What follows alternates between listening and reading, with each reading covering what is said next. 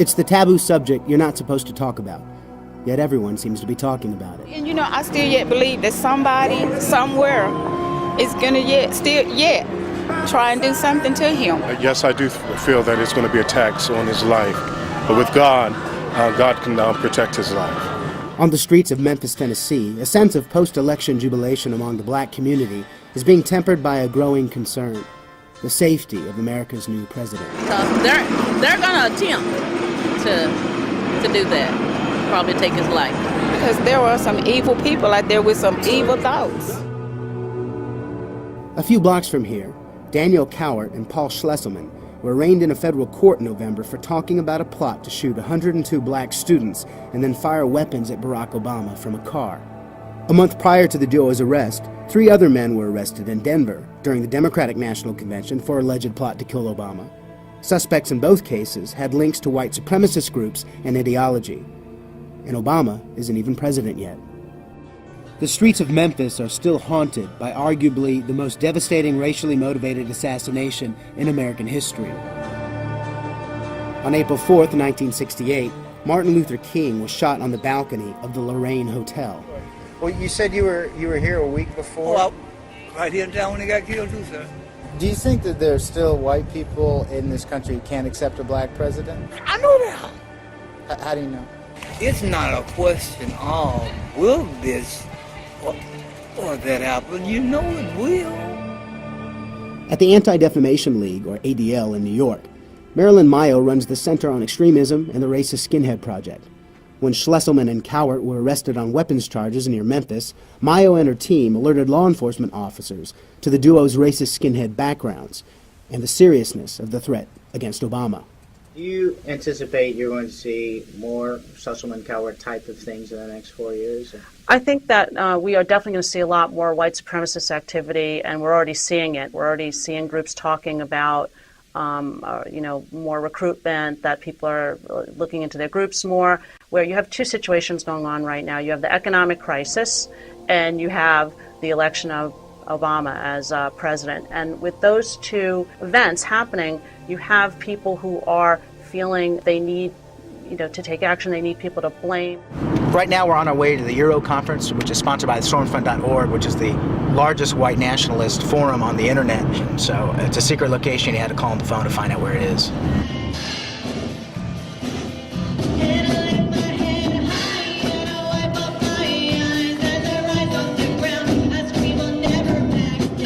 Election from hell. You don't have to go to horror movies anymore. We had a choice between a man who's Mr. Amnesty, a man who betrayed our people, who supports every kind of anti-white discriminatory program, and who's totally subservient to Israel and John McCain, or we have black radical Barack Obama. People say race didn't play a role. He couldn't even got the Democratic nomination, except for the fact that he was black. Think about that. Stormfront.org is one of the largest online forums of white supremacists in the world. The ADL monitors its pages regularly.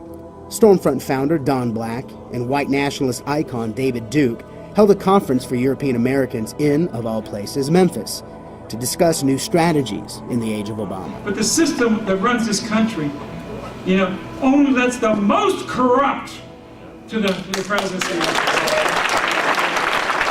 How will Mr. Obama's presidency affect your movement? Do you think it'll be positive, negative? Do you think more people... No, I think it affects the country. I think it's a negative way. I think we didn't like McCain either. But I think overwhelmingly the effect will be extremely positive because there's no question in my mind. And we've already had 5 times the traffic that we've ever had. I mean, it's just overwhelming. Our servers can't even hardly keep up with it. I'm getting thousands of positive emails. People are finally saying, what we talked about, well, I wouldn't have dreamed of happening for years. It's happened now, and I see your point. We're losing our country. Mm-hmm. When we spoke to Mr. Duke, he said he condemned the behavior of Cowart and Schlesselman, but added that he regularly speaks to skinheads and his literature was circulated widely. When you have young people who are easily influenced, are looking for leadership, they're looking for, as you said, the intellectual foundation to validate their ideology. We'll listen to those people and think that that gives them the signal to act. Take this provocative magazine cover, printed by one of the largest neo-Nazi groups in the U.S., weeks before the election. A&P called the publisher of the National Socialist magazine white supremacist Bill White. He said his was a deliberate sensationalist attempt to sell magazines, not to incite violence. But despite what his article says, it begs this question. What is the effect of this cover on the thousands of people who subscribe to this magazine? The ADL says white nationalists, neo-Nazi, and racist skinhead groups have resurged since 2002. They keep their eye on the National Socialist Movement, Volksfront, and the Hammerskins, all resurgent hate groups with recent history of assault and homicide against citizens and police officers. Of greatest concern to the ADL, the movement is a headless beast. The resurgence now seems to be sort of a leaderless resurgence. We're in this period of uncertainty, and that's why we're concerned that with what we refer to as a perfect storm between Obama's election and the economic crisis, that these two factors are going to coalesce to the point where those who are fueled by hate ideology and are looking for scapegoats will have the propensity to act out. Many we talked to for this report said today's violent hate groups are analogous to Al-Qaeda. Each movement has one or two figurative leaders, but decisions to commit violent acts don't necessarily come from the top down.